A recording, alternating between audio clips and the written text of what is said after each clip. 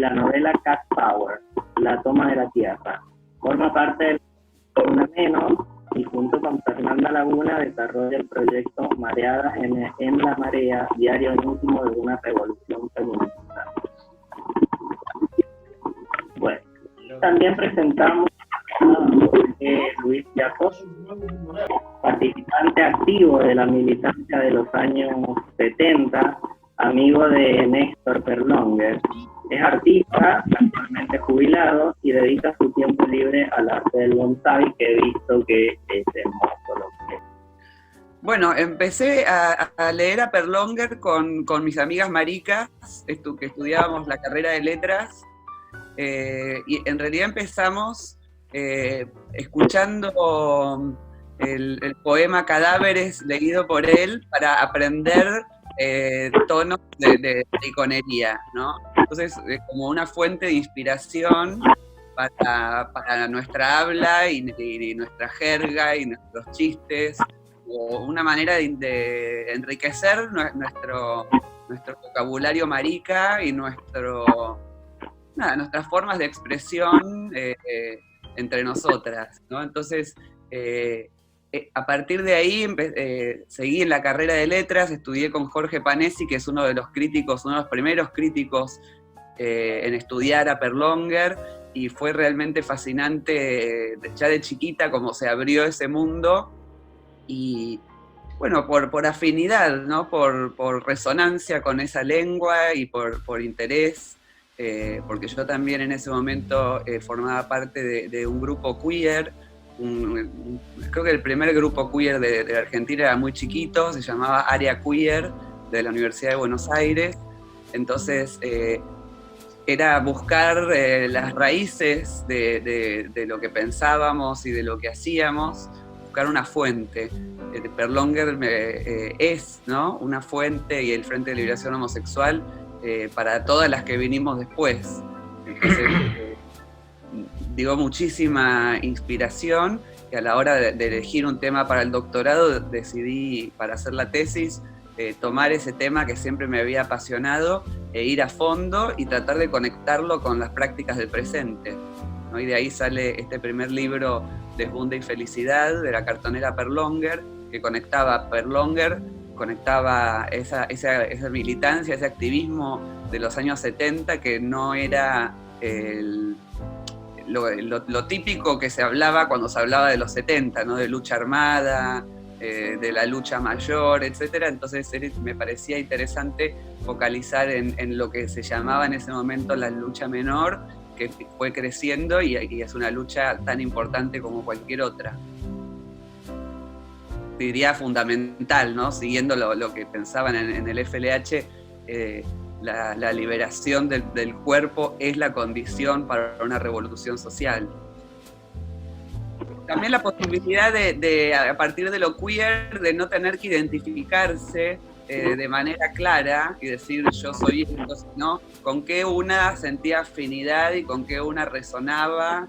Siempre me sentí muy a gusto y muy parte de la comunidad LGBT, sin identificarme con ninguna de sus siglas, pero sí con una sensibilidad común, y por una cuestión de siempre tuve muchas amigas maricas, lesbianas, travestis y trans, y siempre me sentí mucho más cerca de esa comunidad que de ninguna otra. Entonces siempre mis amigas maricas siempre me decían, no, vos sos una marica, y empecé a sentir eso, empecé a sentir que me estaba más cerca de ser una marica que de ser una mujer en el sentido tradicional. Bueno, en ese momento no se hablaba, en los 70 no se hablaba de teoría queer, porque es un término que nace en los 90, ¿no? Aparece, digamos que el libro fundante de la teoría queer es El género en disputa, aunque en ningún momento de Judith Butler, ¿no? Aunque en ningún momento del libro se menciona la palabra queer, pero ahí se establecen ciertos fundamentos teóricos que van a desarrollarse después con el nombre de lo queer, a partir de la militancia de ACT UP y Queer Nation, ¿no? A partir de... es un término que es interesante porque viene del activismo antes que de la academia lo toma después, y a la Argentina llega a finales de los 90, yo, digamos, empiezo a estudiar con gente que era las fundadoras del área queer, y empezamos a estudiar cuestiones de género, como por fuera de la facultad, porque en esa época no había cursos de teoría queer, ni de género, ni en la carrera que yo estudié letras no existía un instituto de género, pero no había cursos curriculares, entonces era algo que se estudiaba, digamos, por otro lado, y más en relación con el activismo, ¿no? Con las acciones que íbamos emprendiendo. Pero me parece sí que muchas de las formulaciones, bueno, la defensa de la marica como figura antiidentitaria, que desde el grupo Eros y el FLH, y después más adelante mismo la obra de Perlonger y todos sus posicionamientos políticos tenían que ver con una crítica a la identidad y a la normalización de la identidad gay. Entonces, para mí era queer antes de lo queer. Era posible, digamos, hacer un anacronismo deliberado y encontrar las raíces de esa crítica contra la identidad 20 años antes de que se nombrara. Jorge, ¿qué nos podés contar sobre Néstor? ¿Cómo era Néstor? ¿Lo conociste? ¿Fuiste amigo? Bueno, vi el video que editaron recién, que presentaron hoy antes de esta charla, y me sorprendió un poco también la cantidad de veces que se lo define como autoritario, como trotskista, como, no sé, al menos yo en relación con él jamás podría decir que Néstor era un tipo autoritario, todo lo contrario, fue una dulzura siempre de tipo, y al menos yo no participé de esas luchas, de esos debates internos políticos. Yo la figura que tengo de Néstor es el Néstor hacia adentro, hacia el grupo Eros, que era el grupo que él manejaba, al cual yo entro de casualidad, porque realmente cuando yo logro conectarme con el FLH, que no me fue fácil, era una organización clandestina, por supuesto, todo lo que era interesante en aquel momento era clandestino. Y se escucha bien, ¿no? Ok. Entonces, bueno, cuando me pasaron finalmente un teléfono al cual yo llamé y me citaron en una casa que quedaba por Villa Devoto. Esa casa era de Ernesto Pesureras, que es el otro que aparece en las fotos, en la nota de la revista Así, donde se publica la foto más famosa del frente, casi la única, del frente del FLH en Plaza de Mayo. Y bueno, esa nota, ahí participaron Néstor Perlonger, Ernesto Pesureras y Fuad Sahara. Fuad Sahara era un tipo importante también, es una pena que lo perdimos hace unos años. Y así es que yo entro al FLH y bueno, me recibieron en esa primera reunión Ernesto Pesureras, que era el dueño de casa, y Néstor Perlonger, que yo desconocía absolutamente quién era. Y por eso es que de alguna manera quedé automáticamente incorporado al grupo Eros. El grupo Eros era dentro de lo que era el Frente de Liberación Homosexual, era el más numeroso y el más combativo, tenía la fuerza justamente de Perlonger y es el que llevaba a cabo las acciones más visibles. Yo me sentí totalmente a gusto de incorporarme ahí, me pareció, realmente me cambió la vida. Me cambió la vida, en primer lugar, el haberme asumido homosexual, lo que se dice ahora salir del closet, asumir lo que yo era y empezar a manejarme con absoluta comodidad en el mundo. No es que el FLH éramos los únicos iluminados, había una cantidad de gente que que tenía las cosas claras, y bueno, yo a partir de ahí empecé a moverme en un mundo que era fácil. Me hace gracia estar hablando de todo esto. Pasaron más de 40 años a esta altura. Yo vengo a ser como la voz de la prehistoria, más o menos, una especie de fósil que habla. Pero bueno, nada, es así.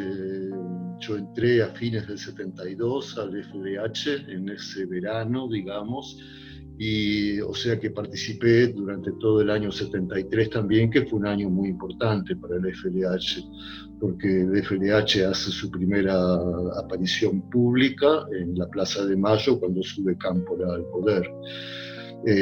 Nosotros, como nos sentíamos parte de todo ese espíritu libertario que se estaba viviendo en ese momento, nos pareció como lo más coherente estar en esa plaza, a cara descubierta.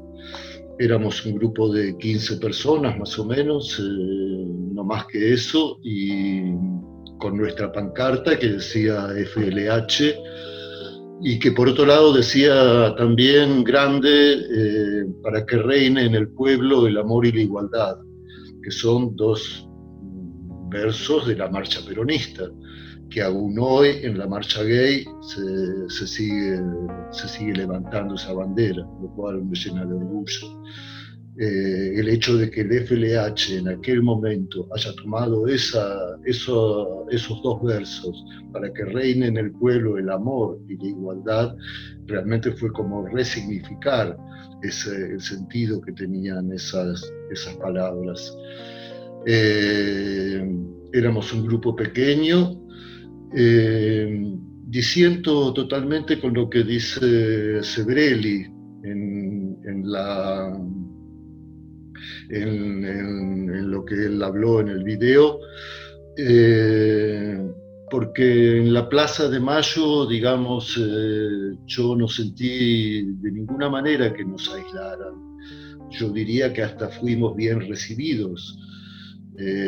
Tuvimos solamente un solo encontronazo. Hubo un tipo, un peronista de la vieja escuela, que se nos vino al humo como diciendo: yo no milité durante casi 20 años para que ahora vengan los putos. Bueno, no me acuerdo cómo serían sus palabras, pero lo interesante es que no fuimos nosotros quienes lo tuvimos que sacárnoslo de encima, sino que fue la misma gente que estaba en la plaza, la que lo corrió a un costado. Así que no fuimos aislados en absoluto en la Plaza de Mayo. Aparte era una Plaza de Mayo muy llena de gente. Era imposible hacer del FLH una isla en ese momento. Yo me sentí totalmente parte de lo que pasaba en ese momento, de lo que el espíritu de esa plaza, porque aparte el FLH participaba realmente de eso. Nuestra bandera, nuestra pancarta que decía FLH y que decía para que reine en el pueblo el amor y la igualdad, también decía libertad a los presos políticos. Esa plaza terminó con la gente yendo a Devoto a sacar a la gente que estaba presa. Lo que quiero decir con esto, con eso de libertad a los presos políticos en la pancarta, es que es la inserción política que tenía el FLH, o que buscaba por lo menos el FLH en ese momento. Fue una búsqueda que duró poco, porque luego de ese evento tan importante que fue nuestra presencia en la Plaza de Mayo, que para la mayoría de la gente pasó desapercibida, éramos un grupito de 15 nada más, pero bueno, quedó como un antecedente. Era la primerísima vez en toda América Latina que un grupo de las características que tenía el FLH, o sea, una banda de mariquitas, como éramos nosotros, que participara una banda de mariquitas, como estoy diciendo, en un evento como es la ascensión de un presidente al poder, como es la ascensión de Cámpora el 25 de mayo de 1973 a la Casa de Gobierno. Es nada, era la primera vez que algo así sucedía. Eso es lo que a mí me parece muy interesante del FLH, que no era una lucha simplemente por nuestras libertades y demás, sino que era parte de esa lucha, era parte de esa lucha mayor que estaba llevando adelante la sociedad toda. Flotaban aires de liberación en ese momento. Es lo que se llamó la primavera de Cámpora. Yo entiendo que la primavera, que el FLH fue una flor más de la primavera de Cámpora. Como he dicho alguna vez, una flor pequeñita, pero de un rosa muy intenso, y que dejó unas semillas muy potentes realmente, cosa que en ese momento nosotros no creíamos para nada, porque, bueno, finalmente nos sentimos un fracaso. Pero bueno, digamos que toda la sociedad fracasó porque lo que vino después fue un horror. Nosotros en ese momento estábamos festejando que nos habíamos sacado de encima la dictadura de Onganía, de los militares, y creíamos que eso ya, que ahí se acababa todo, venía la democracia, dejaba de estar proscrito el peronismo. Bueno, no podíamos imaginar lo que sobrevendría después. Antes de seguir adelante con este relato, a mí me gustaría hacer un paréntesis y ir más atrás todavía, porque hacer un poco de historia, porque en el video que vimos, e incluso en la entrevista mía de Canal Encuentro, que también hay partes en el video que están tomadas de ahí, yo no hablo en ningún momento de lo que fue el origen de esto, que en el video que ustedes presentaron se dice al pasar que fue el grupo Nuestro Mundo. Nuestro Mundo fue muy importante. Nuestro Mundo fue fundado por Héctor Anavitarte, que vive aún, está radicado en España hace muchísimos años, fue exiliado con su pareja, y Héctor Anavitarte era un tipo que venía de la izquierda, del PC, del Partido Comunista. Él había intentado, dentro del PC, en el cual él creía profundamente, que le daba sentido a su militancia, él planteó abiertamente de que tendrían que tomar, que el partido tenía que tomar partido realmente por esta especie de revolución sexual, darle un lugar a toda la gente gay. En ese momento hablábamos de gente gay nada más, porque no había todavía casi lesbianas visibles, menos aún travestis o personas transexuales. Así que era una movida puramente gay. Como me han acusado alguna vez, que éramos todos varones blancos. Pero bueno, es lo que había. Cuando Héctor Anavitarte hace ese planteo, inmediatamente no es que lo echaron del partido, pero lo radiaron completamente, lo sacaron de todo contacto con la juventud, con los otros grupos, le cortaron la militancia que para él era la vida. Héctor Anavitarte trabajaba en el Correo, era delegado sindical, siendo muy joven, y entonces junto con otra gente, la mayoría también que pertenecían al Correo Central, donde hoy es el Centro Cultural Kirchner, lo que se llama el Palacio de Correos, forman ese grupo Nuestro Mundo, totalmente clandestino, por supuesto. Se juntaban en una casilla de uno que era guardabarreras, ahí tenían sus reuniones, eran un grupo de más o menos 10 personas. Lo formaron Héctor Anavitarte y Luis Troitiño, un tipo totalmente olvidado, pero que tiene una historia fascinante. Hay algo que les recomiendo que se conecten, es una revista digital que empezó a salir hace poco tiempo, que la lleva adelante Juan Pablo Queiroz y Mabel Bellucci. Mabel Bellucci es la que escribió el libro tan interesante sobre la historia de Carlos Jáuregui. Y ellos dos están llevando adelante esta página que se llama Moléculas Malucas. Ese nombre sale de una edición que hizo Perlonger en Brasil, y ahí el nombre Moléculas Malucas, y en realidad tuvo un solo número, pero bueno, algo se hizo. Y ahí hay una nota, si entran a Moléculas Malucas, hay una nota sobre Luis Troitiño, una entrevista muy, muy interesante. Se las recomiendo totalmente. Toda esa revista se las recomiendo totalmente. A lo que voy con toda esta historia de Héctor Anavitarte y lo primero que hubo acá, que fue ese grupo Nuestro Mundo, que a mí me parece muy interesante como alguien que venía del sindicalismo, como era Héctor Anavitarte, que era delegado también y demás.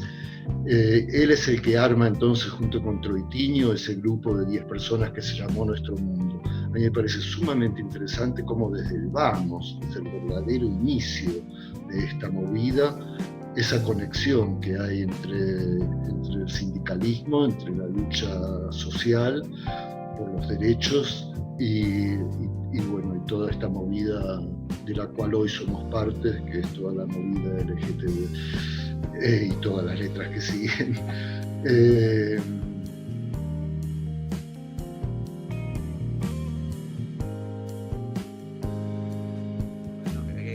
Sentir que hay alguien más que está en esa lucha con vos es clave para la supervivencia, ¿no? Para animarte a salir, para animarte a vivir la vida que querés. Pero siempre es necesario, siempre es en colectivo eso, ¿no? Nunca, las libertades y los derechos nunca se alcanzan individualmente. Entonces, bueno, me parece espectacular el laburo que hacen ustedes de bancársela, de ir y, ¿no?, poner el cuerpo frente a todo lo que pueda pasar. Sí, totalmente, sí. Incluso, perdón, quería hacer un comentario. Incluso a nivel provincial, digamos, porque si bien nosotros vivimos en un departamento que está a una relativa distancia del centro, y no es lo mismo que, supongo, con Buenos Aires, que como que en las zonas más alejadas igual la gente como va tanto para allá y tal. Acá hay una diferencia cultural enorme entre la capital de Mendoza y el departamento de Rivadavia. Incluso así, Mendoza, capital, tiene como también una cuestión bastante de conservadurismo fuerte, y el escenario es complejo por ese lado, porque incluso hasta tenemos que luchar contra nuestros propios fantasmas mendocinos, que tienen por ahí una mecánica muy patriarcal aún. Sí. Estoy en contacto con compañeras de Ni Una Menos Mendoza, que siempre todos los años nos invitan a hacer una muestra. Ese proyecto Mareadas en la Marea que llevo adelante es un archivo feminista con otra compañera de Ni Una Menos, Fernanda Laguna, y entonces siempre estamos a punto de ir, ya es el cuarto año que no logramos ir, y nos cuentan de las cosas que hacen, de los problemas, bueno, las luchas que tienen, el avance de los antiderechos, ¿no? Esa cosa de la locura religiosa que es como una otra pandemia, ¿no? Es una cosa que es incluso peor que en la época. Me parece que el discurso religioso se ha radicalizado de un modo peor que incluso bueno, no sé si peor, porque peor que la dictadura no hubo nada, pero como que hay tanto choque, digamos, entre el avance de la sociedad civil y de la opinión pública, ¿no? Donde ya el aborto legal ha ganado la lucha de la opinión pública, donde, digamos, ser lo que quiera ser está bien, digamos, hay los derechos adquiridos, es tan fuerte el contraste entre el discurso de las iglesias frente al discurso social y del Estado, que es mayor el choque ahora que en los años 70, que estaba todo el mundo, digamos, el Estado, la iglesia y la sociedad civil en la misma página, digamos, ¿no? Pensando lo mismo, que hay que matarlos a todos, bueno, y todo lo que ya sabemos. Es muy loco hoy que con el avance que hemos tenido en materia de derecho, la contraofensiva que estamos viviendo, ¿no? Yo nunca imaginé que iba a haber pañuelos celestes y lo vieron la marcha el otro día anticuarentena y demás, que es un rejunte de todos los fascismos juntos. Habrán visto esas imágenes de la marcha en Córdoba que para mí es tan perturbador que no las quiero volver a ver. Era una marcha de hate, como decimos ahora. Ese patriarcado unido argentino, o sea, es una cosa que es inverosímil directamente, que no se puede creer que exista. Las críticas que desde algún activismo más border y más anarco incluso se pudieron hacer al matrimonio igualitario, en el sentido de, queremos una revolución, queremos transformar la estructura familiar, queremos, realmente hoy no se pueden volver a hacer porque está el riesgo de perder todos los derechos que adquirimos. Entonces es hora más bien de cerrar filas entre nosotros, ¿no? Y de estar juntos y no dividirnos por internas, porque hay un riesgo muy grande. No es que está Alberta presidenta, Aborto Fernández y todas las cosas que decimos para matarnos de la risa, volvimos mujeres y que nos encanta, obviamente, pero ahí, digamos, hay una escena de golpe permanente, ¿no? Que se está instigando ahora a través de los anticuarentena. El año pasado con los pañuelos celestes, ¿no? Con mis hijos no te metas, en fin, vemos unas contraofensivas muy locas. Y yo decía a Jorge que en realidad nunca, no sé si el choque entre el discurso de la sociedad civil y del Estado y el discurso de las iglesias radicalizadas a la derecha es tan enorme que era inimaginable, ¿no? Y para nosotros, incluso en el área queer, o los grupos del 2000, la primera década del 2000, ¿no? Que esos activismos llevaron a que existan las leyes de matrimonio, identidad de género, ley de femicidio, ley de educación sexual integral, en fin, ¿no? Todo ese activismo de primera década del 2000, después de 2001, y qué sé yo, yo me crié en ese contexto. No me crié porque soy mucho más vieja, pero digamos, me formé políticamente en ese contexto. Realmente yo no doy crédito a lo que veo, no doy crédito a esos grupos de machirulos disfrazados de milicos, ¿no? Con esos nombres, con esos pañuelos, es imposible, ¿no? Que de 2018 en adelante hayan aparecido todos esos grupos que ponen en riesgo todos los derechos que ganamos y nuestras propias existencias, ¿no? Porque vas a una marcha y puede venir un loco antiderechos a pegarte un tiro, o como nos ha pasado en las marchas Ni Una Menos, vienen provocadores que terminan con que entonces nos terminamos 20 compañeras presas, digamos, en alianza, o lo que ha pasado, por ejemplo, en el Encuentro Nacional de Mujeres, cuando se llamaba así, que ahora tiene otro nombre por suerte, en Mar del Plata, en 2015, ¿no? Que grupos antiderechos estaban dentro de la iglesia junto con fuerzas paramilitares armadas, ¿no? Disparando hacia afuera de la iglesia y agarrando a las chicas que estaban en la marcha y las metían a la iglesia a torturarlas. Entonces había armado dentro de la iglesia un centro de detención clandestino. Digo, todo eso es muy nuevo y tenemos que prestarle mucha atención y registrarlo bien, porque es un intento de golpe bolsonarista, ¿no? Digamos, el fascismo más brutal no era el macrismo, sino puede estar por venir. Sí, lo que tenemos que aprender es que que uno no se puede dejar, uno no puede creer que tiene la vaca atada, que hay que estar muy atento.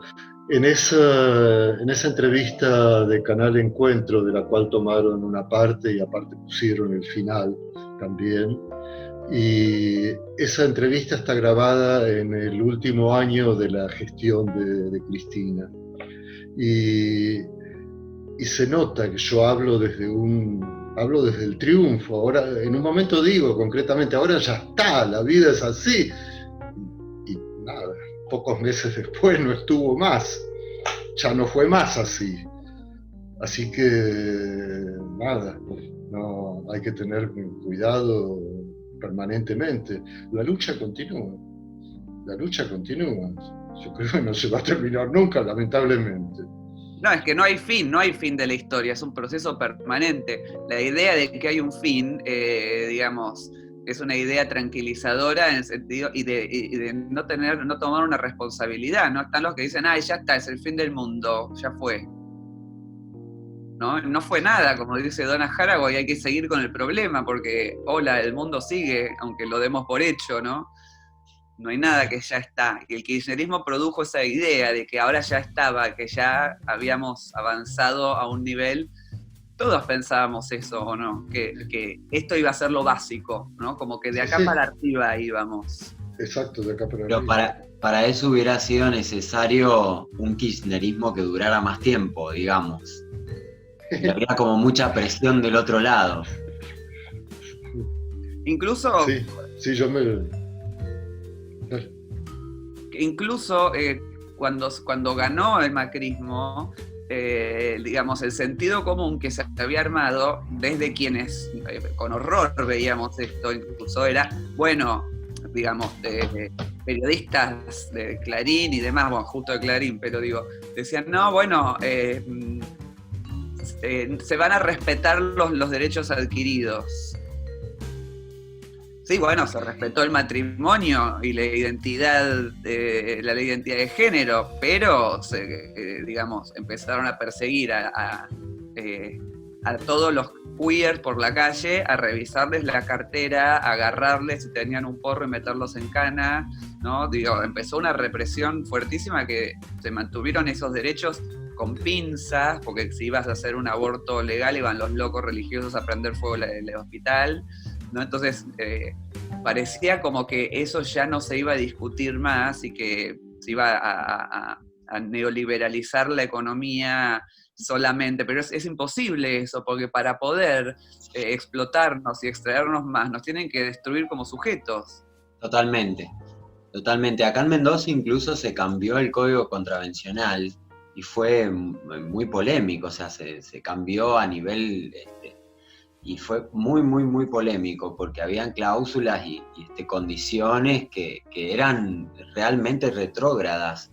Y es como, esto todo está asociado con la cuestión del escenario político, del escenario espiritual también, porque tiene que ver con una cosa de cómo está construida la subjetividad y desde qué raíz fundamental se apoya, en dónde tiene fe, hacia dónde va. Si no está esa perspectiva, es muy fácil instalar por ahí un control, ¿no es cierto? Un dominio. Y creo que de alguna manera las luchas LGBTIQA+, han sido eso siempre, ¿no es cierto? El como tratar de decir, no, yo tengo la libertad de experimentar todo mi ser como sea y plenamente. Claro, pero para esa libertad tenés que tener una casa, tenés que tener salud, ¿no? Tenés que tener un empleo. O sea, la libertad sin derechos no existe. Totalmente. Es lo que yo decía, vivir y amar libremente en un país liberado. Si no, no funciona. Si no, no podés ser libre.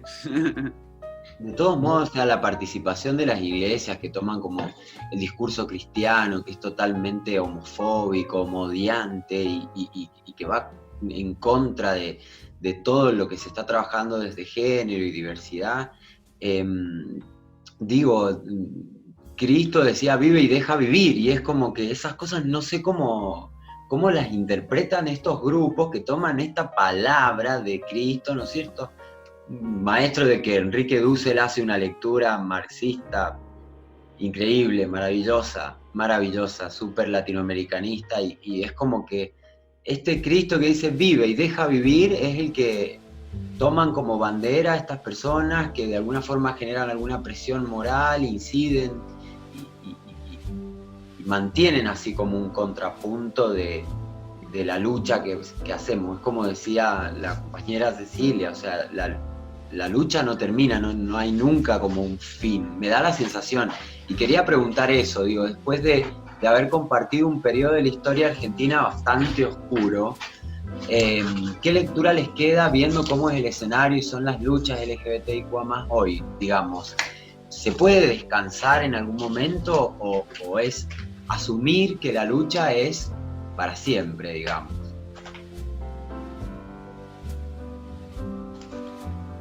Sí, yo pienso eso. Por ahora pinta que es así, que la lucha es permanente.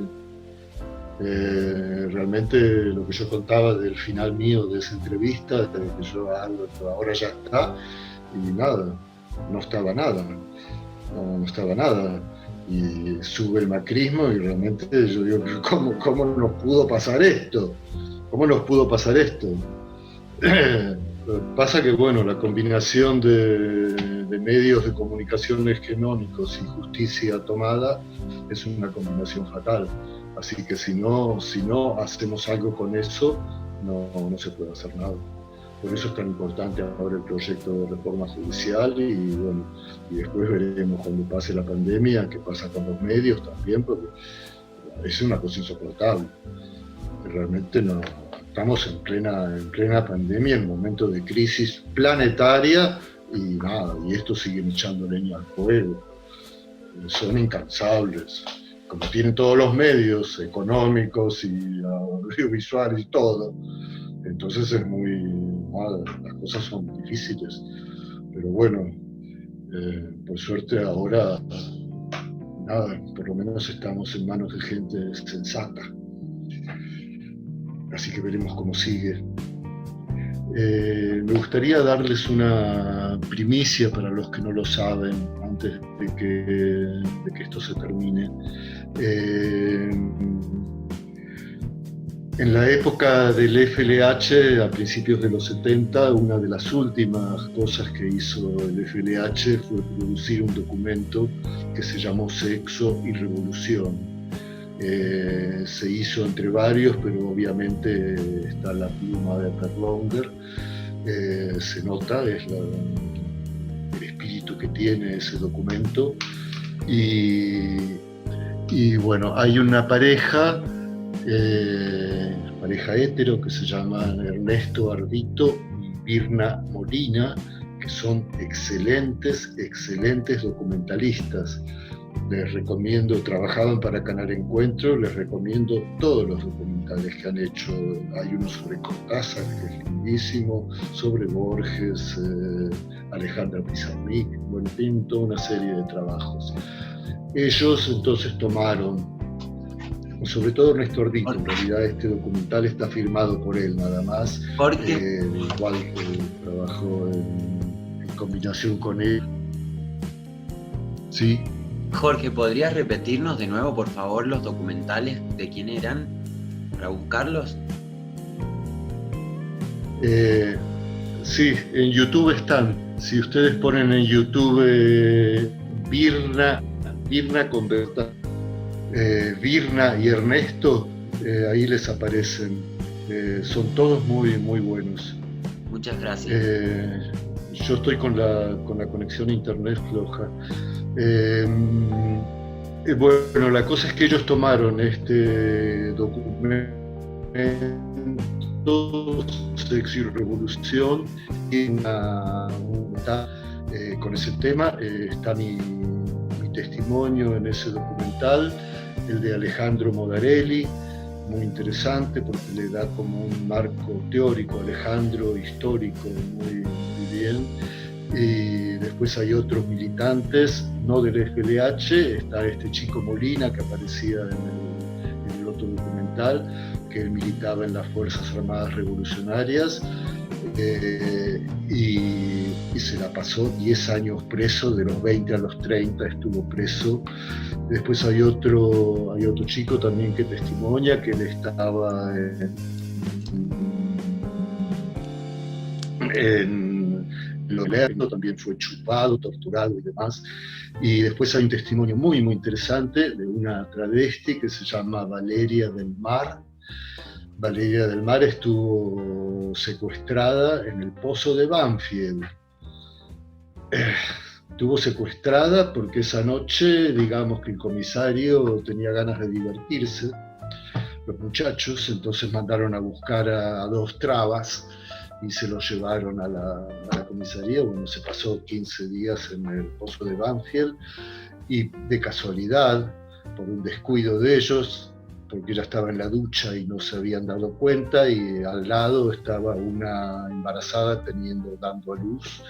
Así que ella es la única travesti que ha testimoniado en los juicios de lesa humanidad por el robo de bebés. Bueno, es el testimonio en la película esta, es conmovedor. En un momento ella cuenta que para ellas, en aquel momento, la revolución era salir con las tetas a la calle. Muy, muy interesante. Bueno, el documental ese es una gloria, ya está terminado, me pasó el director una copia. Se llama Sexo y Revolución porque toma todo el documento Sexo y Revolución, se lee completamente y está muy bien ilustrado, está muy bien puesto en contexto histórico.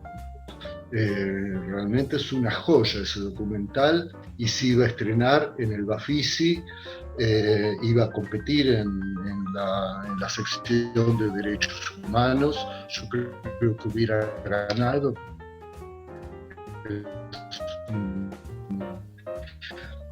Es una gloria.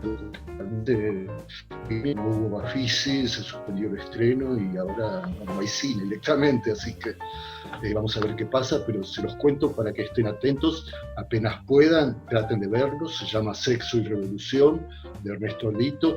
En YouTube está el tráiler del documental, y también hace poco largó Ernesto el afiche.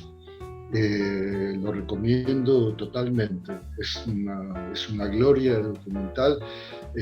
Me encanta aparte que lo haya hecho una pareja hetero. Han puesto su arte de documentalistas al servicio de la izquierda, de lucha de nuestra comunidad, y lo que han hecho es una gloria. Es la película que nos faltaba. Así que bueno, en cuanto pueda, en cuanto se libere, vamos a ver cómo sigue. Muchas gracias, Jorge. Ahora, Diego había pedido la palabra, quería... ¿Qué tal? ¿Cómo les va? La verdad que esto lo disfruto, les cuento a Cecilia y Jorge, como una tertulia, como esas tertulias que se armaban antes cuando se hablaba de política y se quería resolver el mundo. La verdad que lo he disfrutado un montón. Agradecerles porque creo mucho en la federalización del activismo. Y a veces todo pasa en Buenos Aires, parece que solamente Dios atiende en Buenos Aires, y nos olvidamos que hay muchas provincias que también aportamos para que, bueno, podamos tener nuestras leyes y el avance en derechos. Me surgen un montón de preguntas, pero voy a limitar una para Jorge y otra para Cecilia. A Jorge, preguntarte, porque en un momento dijiste que te acusaban de ser blanco y de ser gay, y qué es lo que había en el Frente de Liberación Homosexual. Y mi pregunta apunta a esto. Yo soy una persona de piel oscura, no negra, generalmente, a pesar de ser argentino, hijo de inmigrantes españoles e italianos. Me preguntan, a veces con timidez: ¿sos peruano, sos boliviano? Ojalá tuviera esa cultura, le decía, pero no lo soy. Pero mi pregunta apunta a esto, por eso hago esta introducción. En el Frente de Liberación Homosexual, ¿se planteaba el tema de los privilegios en lo que tiene que ver con clase, con etnia, con raza? ¿Se debatía algo eso, Jorge? Y aprovecho también para hacerle la pregunta a Cecilia. Cecilia, en los movimientos feministas ¿cómo se está tratando el tema de la incorporación de la comunidad trans dentro del feminismo? O sea, ¿cómo encontrás hoy esa tensión que surge dentro de un feminismo que sigue sosteniendo una mirada biologicista sobre los cuerpos y sobre el poder que se ejerce sobre cuerpos travestis trans? ¿Vos primero, Jorge? En el FLH, sí, eso era un tema. Néstor Perlonger rescataba totalmente lo lumpen. Perlonger le encantaba el lumpenaje, así como reivindicaba las locas. Eso era toda una movida en aquel momento, porque la gente en realidad lo que estaba instalado era que, bueno, si nos portamos bien, nos van a soportar, digamos, nos van a tolerar. O sea, si hacemos lo que queremos, pero puertas adentro, para afuera, si nos portamos bien. Y no es así la cosa. Stonewall muestra que no es así la cosa. Y Néstor Perlonger sí reivindicaba totalmente lo que vos decís. Lo que pasa que, bueno, cuestiones de raza... O sea, hay algo genial que tiene la homosexualidad, o la diversidad, digamos, que atraviesa todas las razas, todas las religiones, todas las clases sociales, y entonces, nada, eso es algo que tenemos que poner en juego, que realmente tenemos esa ventaja, y el FLH sí lo buscaba totalmente. Lo que pasa es que, como dije en otro momento, en aquel momento no había gracias que había dentro del frente. El frente eran toda una serie de, como el nombre lo indica, era un frente, o sea que había una serie de grupos y grupúsculos. Estaban los anarquistas, por ejemplo, que eran 2, 3. Yo era muy amigo de ellos, pasaba muy bien con ellos. Y después también había un grupo lesbiano, que era el grupo Safo, pero que eran 2 también, 3, no eran visibles, yo nunca las conocí. A lo que voy con esto es que no existían, no había travestis visibles, menos aún sexuales, nada. Y el FLH, por supuesto, estaba abierto y deseoso de que esa gente apareciera, de que realmente la diversidad se diversificara.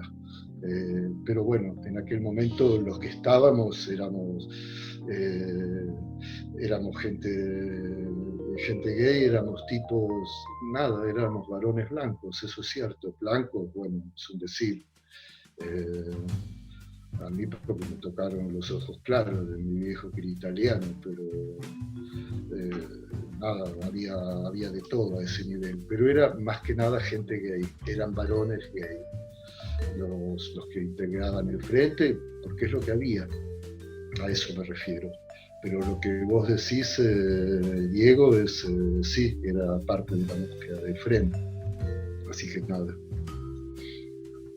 Y respecto de los feminismos hoy, bueno, se habrán enterado que el año, bueno, voy a recapitulando, en mi experiencia particular, vengo del área queer, me formé como feminista con compañeras travestis, aprendiendo las canciones del feminismo. Me acuerdo la primera vez que escuché la canción, la de la Iglesia Católica Romana. Esa la escuché por primera vez en la primera marcha nacional de travestis y trans. Entonces, esto era que cantaba Loana, Diana, Zacayán, Marlene, ¿no? Nos formamos, una generación de feministas nos formamos ahí. Entonces ya veníamos en realidad de una cosa queer, no de un feminismo biologicista.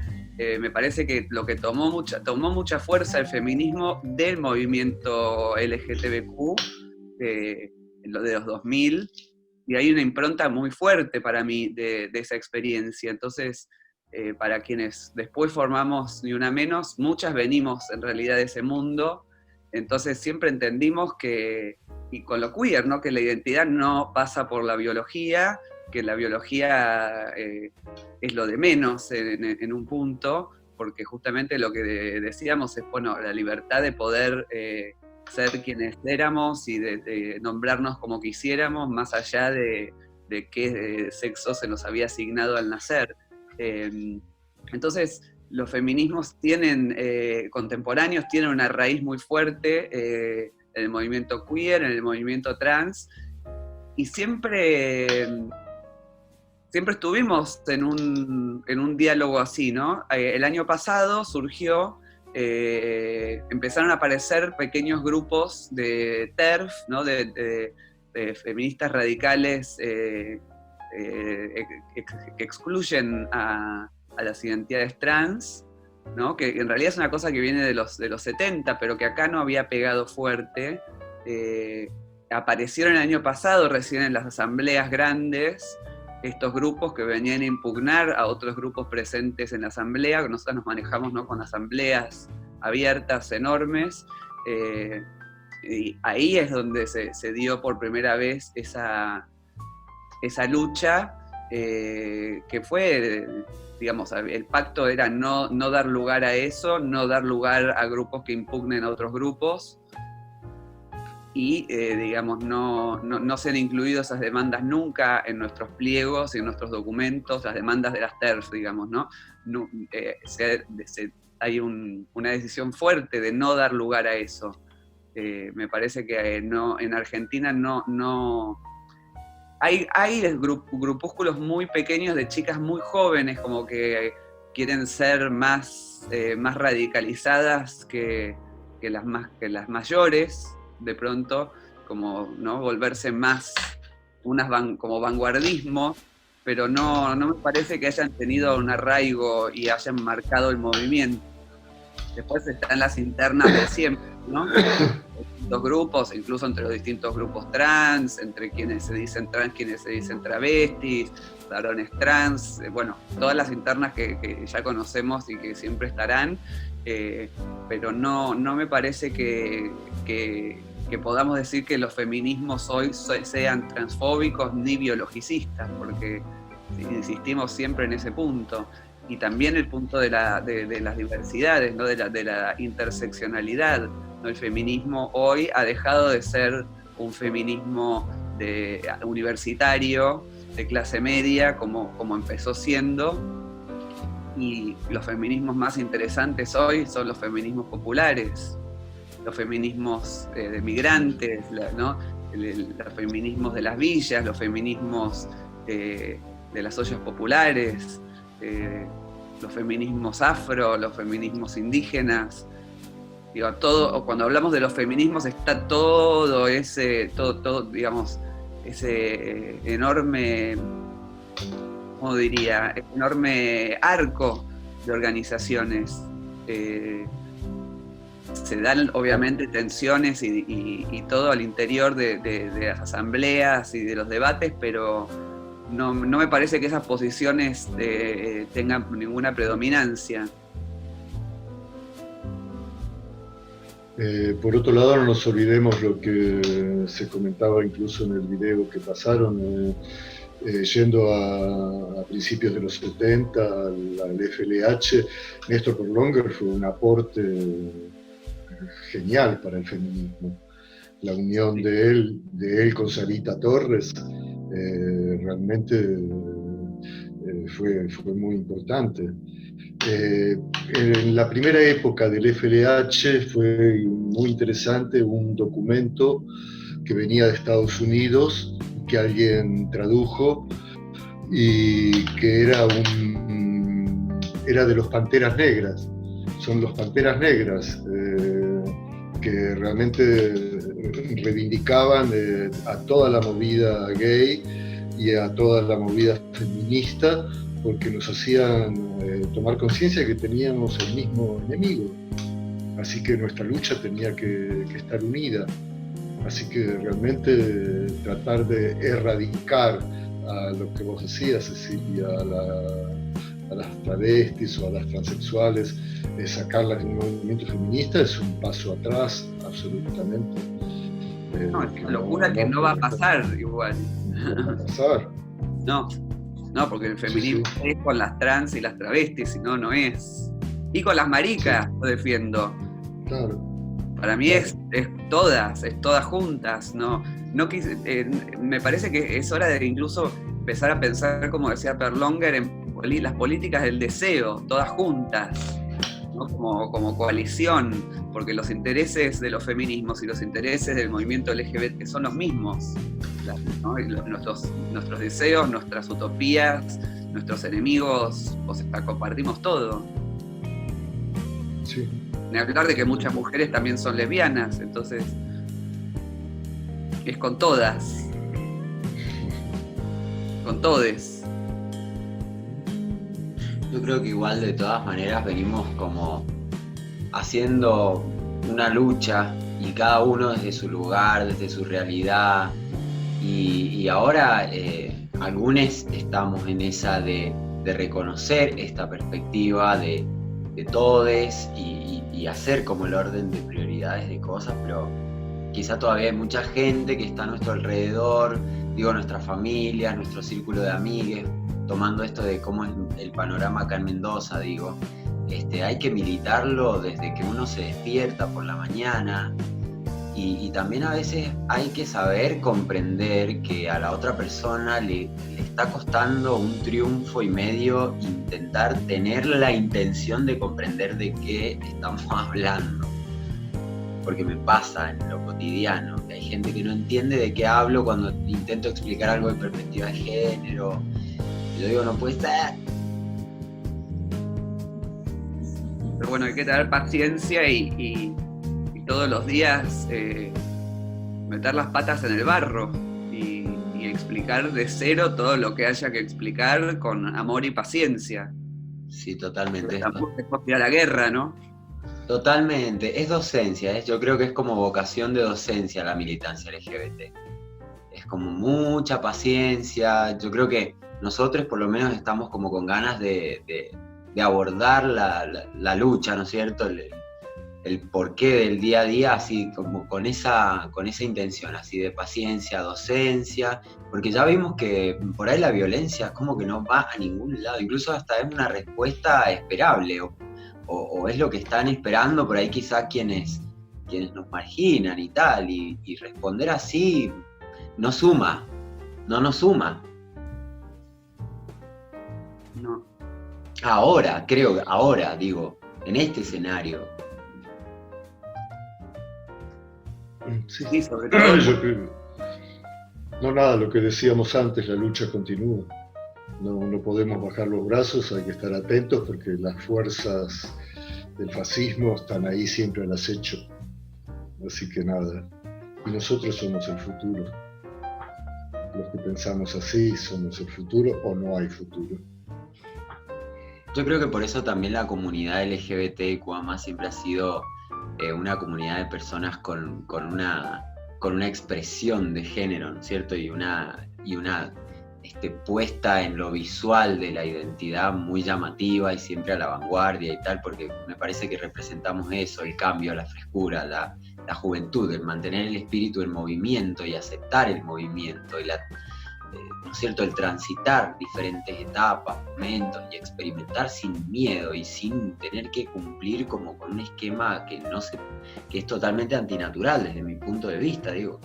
El ser humano también va fluyendo y creo que esto es una perspectiva espiritual también y que no puede dejar de ser política justamente por eso, ni filosófica, ni erótica, ni estética, ni económica. Pero que la lucha hoy también pasa por lo espiritual, me parece, que las iglesias nos quieren cafillar, ¿no?, los impulsos del alma, y ahí es donde tenemos que dar esa lucha, porque la gente se suma a las iglesias porque necesita una contención o busca un sentido de trascendencia que se puede dar desde otras formas de espiritualidad que no sean las iglesias, ¿no? Totalmente. Hay que leer mucho a Enrique Dussel. Ay, qué genial. Bueno, chicos, esto ya se corta lamentablemente. A mí me encantaría que sigamos con Cecilia, con Jorge toda la noche. Hacemos otra. Hacemos otra. Si ustedes quieren, nosotros no tenemos problema. O la seguimos cuando quieran. pero agradecerles